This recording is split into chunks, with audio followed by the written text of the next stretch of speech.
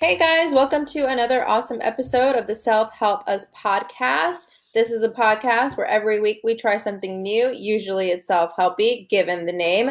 Most of the times it doesn't work, but sometimes it really does. And when it does, we pass those gems along to you without you having to do any of the hard work. I am one of your hosts, Priya. And my name is Sophia. Thank you for joining us. Today on the podcast, we're talking about two different topics, but what makes this episode super special is that this is the first episode where Sophia and I have actually disagreed on what we're talking about. So we've actually combined it. One thing that I love, and then one thing that she loves. First, we're going to talk about fidget spinner rings. And then we're going to talk about yoga, specifically practicing yoga every day. What we used for this podcast and the purposes of practicing every day is something called Yoga with Adriene. You can find her yoga videos on YouTube. They're pretty awesome. And with that, you already know where I stand on that issue. But first, let's get into some housekeeping. Going forward, we're going to be doing bi-weekly recordings and publications, which means that although we will only be brand new to you every other week, if you miss us, you can always find us and our sweet angel voices in the episodes we've already published. So this is your opportunity, right? To go catch up, check us out, share us with your friends. And if you love us and if you miss us, don't forget to rate and review us. Hearing from you guys really does mean a lot. And with that, Sophia, why don't you tell us a little bit about fidget spinner rings? So the fidget spinner ring we tried is from Alextina. We bought it on Amazon.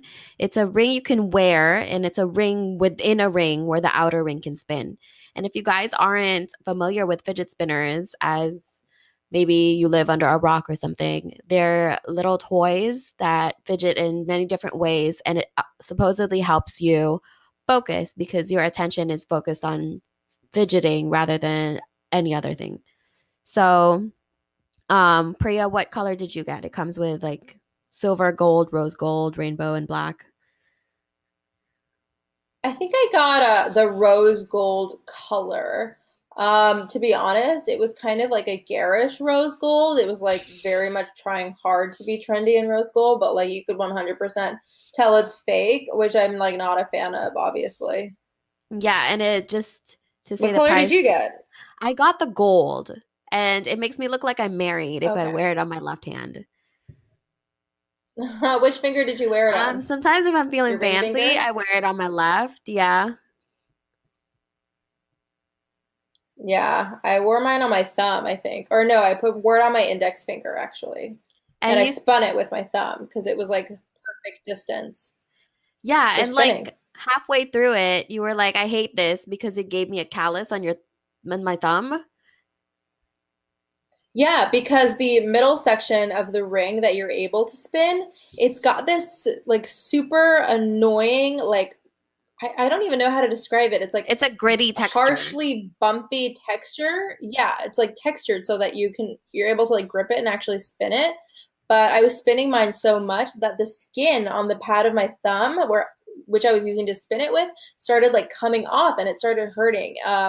And so I ended up returning mine. And although I honestly did kind of like the ring itself in theory, because like I do use it as like a calming technique or like use it to channel anxiety or nervousness in a situation. So for that, I found it useful. But honestly, losing the skin, like having it fall off of my thumb pads, was a deal breaker. That was just gross. I'm not into that at all.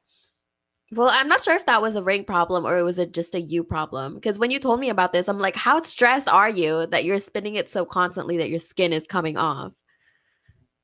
Well, that's true, but also after a while, it just gets like addictive. Like you just do it without even thinking, which I think is what I started to do. Like I started to fidget more because I was just used to like doing that motion in certain situations. Like even if I'm in a lift and I'm like not late and I'm just taking my time going to a coffee shop or whatever, I'd be spinning it because it was like there for me to fidget with. So at first it started out like as a way for me to channel all of my, nervousness or anxiety or whatever in certain situations. But then it just kind of became like a crutch. It's kind of like, when you like check your phone randomly, like every 30 seconds, it was kind of like that, where it's like, oh, let me just do it because I have it. Yeah, I did. I know this is the product where I said that I liked it and you didn't like it, but I didn't Mhm. return mine and I've been using it over the few weeks. What I realized is that it just makes me aware of how I overthink all the time. So it just makes me even more anxious. So it's kind of like self-defeating. Yeah, it's sort of like a self-fulfilling prophecy. And I have read the research around it, and apparently fidget spinners are only helpful for people who do have ADD or ADHD. But if you don't have it, then Well, what that it makes does is just sense. distract you. Yeah, absolutely. Which I think that I honestly was kind of expecting it to be like a, well, not like a cure-all exactly, but like a way for me to really like get the nervousness and anxiety out of my body, like manifested in a physical way that kind of just like slips away with every like spin of the ring. But obviously there's no magic pill for that kind of stuff. It takes like training and therapy and breathing practices and all that other kind of stuff. So if you have, one of those things that Sophia mentioned, I'm sure it might be a great option for you, like actually fantastic. But for people like me, it was more of a herder than a helper. Like literally a herder, like my fucking thumb. Ow. Yeah, actually, if you have one of these conditions and you want a fidget spinner, it's actually a really pretty fidget spinner and it's very discreet. It's not like a children's toy. It isn't like an actual ring that you can wear. Yeah, yeah. Um, just be careful with your thumbs, people. That's how they get you. That's how they get you. So, just to tell everybody Um, again, it's like 7.99 to 12.99 on Amazon, depending on your ring size. So if you want to try it and hit us up to see how you liked it, let me know. yeah, we would love to hear from you guys, especially about this, or even if you tried like different types of fidget spinners to manage anxiety or nervousness, or even if you have other methods that have worked for you to manage those types of things. We'd love to hear from you because we have issues and we want to try it out, honestly. So email us at selfhelpuspodcast@gmail.com. All right, on to And I think yoga. with that, Yeah. yeah. So I'm fucking obsessed. Like I was legitimately obsessed. And yes, I said legitimately because I meant it. Like it I was love it. literally and legitimately amazing. So Uh you did all I 30 fucking days. love. Yes, I did all 30 days because she does. So it's yoga with Adriene. Just type it into Google or on YouTube and she comes up right away. She's this amazing yogi. She's a great teacher. She's really personable. Her videos are like super well done. The audio and the video are both great quality. And I just really enjoy her as like a person and a teacher. And so that's one of the things that initially drew me to her is because she's so not in it for like, oh, I'm a yoga teacher, oh, this or oh, that. It's She's not not in about it her at all. It's more about for like, the lifestyle.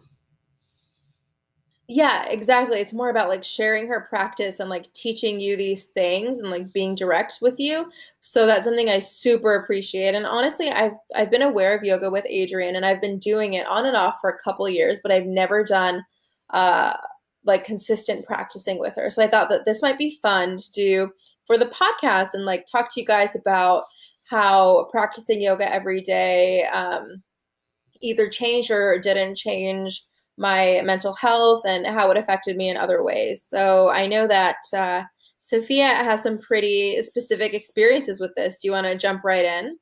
Yeah, so this is the Yoga with Adriene 30-day yoga challenge. And I believe she started it a couple years ago, Mhm. but the videos are still up. And at first I liked it, and I love Adriene. Like she really has this gift of choreographing yoga routines where it just flows so smoothly into the next and it feels shorter than it actually is. So it's not that I'm anti Adriene. I just did not like this challenge. And I remember the first episode we said like the last thing a person who is suffering from mental illness needs is like a challenge as if it's so urgent and competitive. And I think that's how I felt about it because at first I liked it, but it became more and more of an obligation and a chore. yeah, it became kind of like a burden for you to carry every day. You're like, oh, I have to do this, not like, oh, I get to do this sort of thing. Is that what you're saying? Yeah, that's a perfect way to describe it. Yeah, I honestly did feel that there were some days in the challenge where I was like, fucking 40 minutes of yoga? Fuck that. I'm gonna do child's pose for 20 minutes and call it a fucking day. And so I will admit, I mean, it's true. I will admit though that even though I did the 30 days of consistent yoga, I did not do like if there was a day where I was like, you know what, this is not what I want to do today. Like I don't want to fucking open my hips. I want to do this sequence instead. So I gave myself the flexibility to choose things that I thought my body would like and that I would like. So I tried to make it fit into my life in a way that felt more natural. And I think that that one tweak really helped me be able to be consistent with it because otherwise you're totally right. It becomes like this annoying thing and it's like you wake up in the morning, the first thought is like, oh fuck, I have to do this instead of like, oh my gosh, what a beautiful day. I can't wait to get started, blah, blah, blah. Although, like, really, who thinks that first thing in the morning? But, anyways. Wait, so tell me exactly what you did. So you actually searched out other yoga videos instead of following each day specifically? Yeah, so I basically did every single day except for I want to say maybe a total of like 7 or 8 days sprinkled throughout the months where I woke up and I was like, you know what? That is not what my body needs. I don't need to be doing that today. Like this is what my body needs. And I would look up another one of her videos that was like good for like lower back pain, like if I was feeling super crampy that day or like something like that that fit it into my life better and took into account like how my body was feeling and how like my mental health was doing and where my stress levels were at and stuff like that. Wow, I did not know we could do that. Now I feel cheated. Well, I don't know that I was supposed to do that, but I was like, there's no way I can be consistent if I'm pushing myself this hard to do something that I'm really not enjoying. And for me, yoga is something that I do thoroughly enjoy, but only when I want to enjoy it, if that makes sense. I feel like you unlocked an extra level of this challenge that I did not get. Like you went to the boss level, It's a and I'm like, bonus level. yeah, maybe I could have completed it if I was more flexible, but I was like, no, I want to do it for the pod listeners. I got to do it. And then I think that's why I failed. You got to do it for yourself and not for other people. Yeah, but isn't that the whole truth behind self-care and self-love and taking care of like your body and mind and spirit? It's like no matter how many links your friend sends you to fucking healing crystals or yoga retreats or I don't know, gluten-free pancakes or whatever the fuck, it doesn't matter whatever's coming. I mean, right? It doesn't matter what's coming at you from the outside world. All that matters is how you're interpreting the world around you and the decisions that you make within you to either make changes or stay the same or just survive day to day. It depends completely on you. Deep. Deep, so deep. Snaps. Thank you so much. You fucking listeners better be snapping right now, okay? All right. Well, you also But love yeah, I structure. really liked it. I do. I'm a big lover of structure. And you're on keto right Structure now. lover. Tell No. the listeners about that. Oh yeah, so basically I cut out all sugar and I cut out most forms of like simple carbohydrates and processed foods. So I'm only really eating meats, vegetables, and some fruits, as well as like shit tons of water every day, and healthy fats, avocados, nuts, some dairy. I love me some cream cheese. I'm not going to give that up, but it's been really great so far. And I think that one of the things I actually noticed while on keto is that even though my choice of ingredients has increased, like drastically diminished, my creativity with like cooking and different recipes and trying new things has skyrocketed. And I don't know if that's just a me thing or if there's a correlation to, I don't know, like having less choices but being more creative, like thinking out of the box when your box is so fucking small. Or something like that. But I don't know. It's really helped me like be more creative and it's been a really cool tool to get me out of my comfort zone without trying very hard or very publicly to do so, if that makes sense. Publicly, like you're not doing it for other people, you're doing it for you. Yeah, it's not like posting a bikini pic on Instagram out of my comfort zone or whatever, something like that. It's basically like I'm doing this in my kitchen for me, and that's why it's working. And I also think that the creativity factor has a little bit to do with it as well, because before I was very like uninspired in the kitchen. I just throw like a sheet with veggies and chicken into the oven and like cook it and eat it and not really care. But now I'm like, ooh, maybe I'll make like um, spiralize noodles and toss in some sauces and make it like a stir fry and like do all these things. Whereas before, I would not even give two shits about what was in it. I would just be like, all right, fine, whatever, eat it, put some hot sauce on it, call it a day. Like, you know? So you're like your own, I don't know, you made yourself your own project. Yeah, pretty much. I am developing myself at this juncture. Please hold for results. It's funny because not too long I ago, we met someone who doesn't eat bread, and we both turned to each other and we're like, who the fuck is this person? And now look at you. I know. I was like, I'm such a fucking hypocrite. I am such a hypocrite. But then I was like, no, I'm not. I'm just growing and evolving. Like that's what people do. It's not like I say chastise people for eating bread, but then continue to eat bread. Also, I feel like 12 out of 10 for using the word chastise. I've never used that in like any conversation ever. I loved that. That felt powerful to me. It felt right, and I'm all here for it. Well, speaking of self-development, I'd Yes. like to share something about myself. So, I'm still taking antidepressants, if you guys haven't heard from the other episodes. And going back to the fidget spinner ring real quick, what my antidepressants do is make me fidget, like make my leg shake or like be really restless with my arms. And what the fidget spinner did was just like make me look absolutely neurotic because I'm like fidget spinning with a ring. I'm shaking my legs or I'm like or just whatever Oh my excess energy God. is in my Just like body. bouncing off the fucking walls. I know, like a goddamn sugary toddler.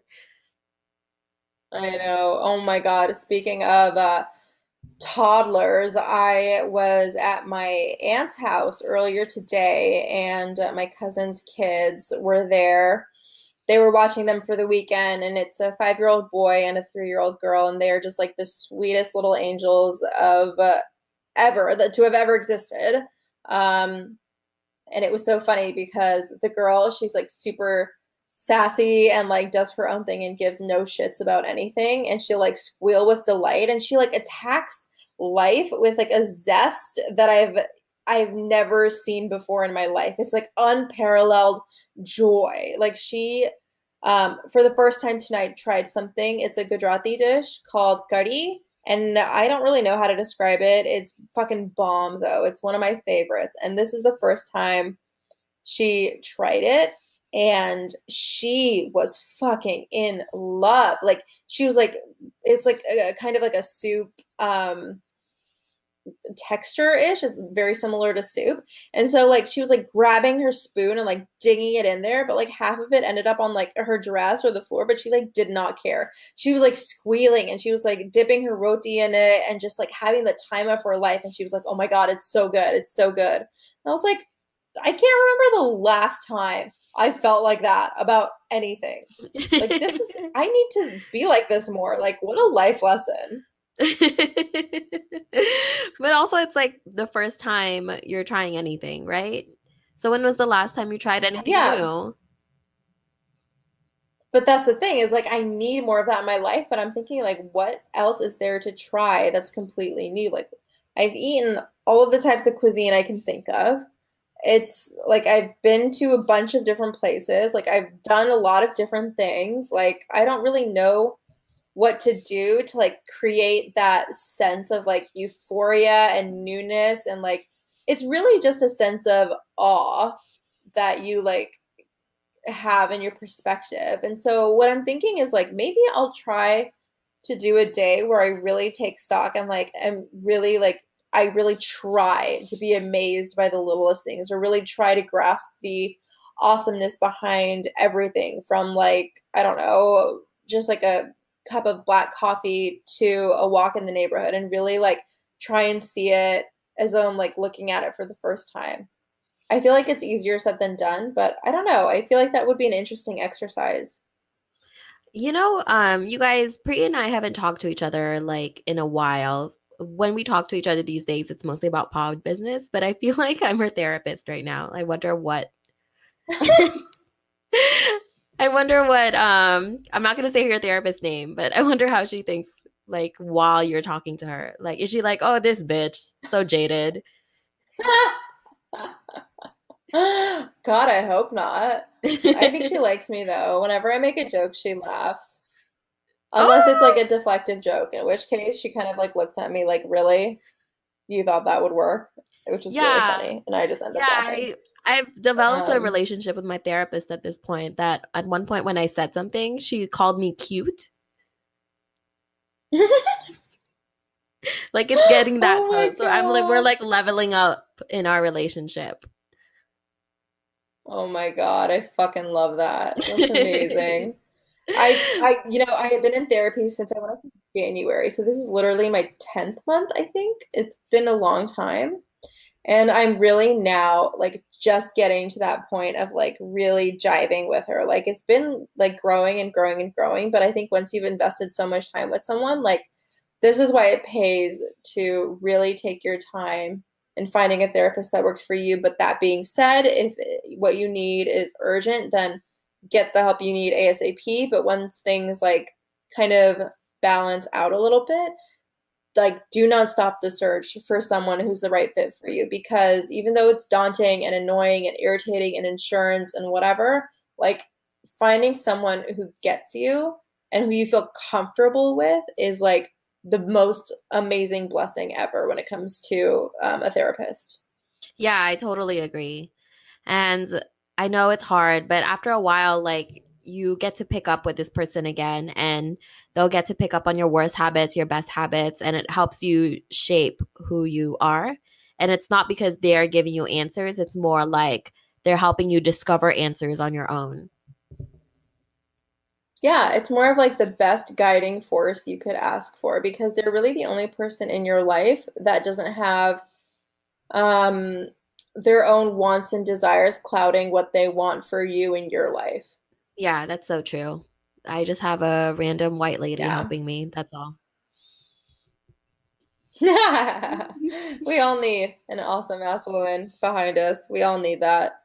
Um, and I think with that, we'll wrap up this episode. It's been hella hashtag deep today. We've had many deep Yeah. moments. There are crevices all around, valleys, etc. Um, but it's been great chatting with you guys and recording this awesome episode. I cannot wait to see you in 2 weeks. So we'll see you here on the page in 2 weeks. Yeah, and before we go, I just want to say I started a Self Help Us Facebook group, and it's private. All you have to do is request to be on it, and I'll let you in. It's just so like you're not posting on our page and sharing your personal stuff, and then your family sees you and you become an embarrassment and a dishonor. So please join us, and we can talk about therapy. We can talk about your favorite self help books, self help tricks, and have a good time. Yeah, and if you think Facebook is too personal for you or whatever, we're happy to talk to you one on one and hear your stories and obviously give you a huge shout out on the podcast. So email us at selfhelpuspodcast@gmail.com.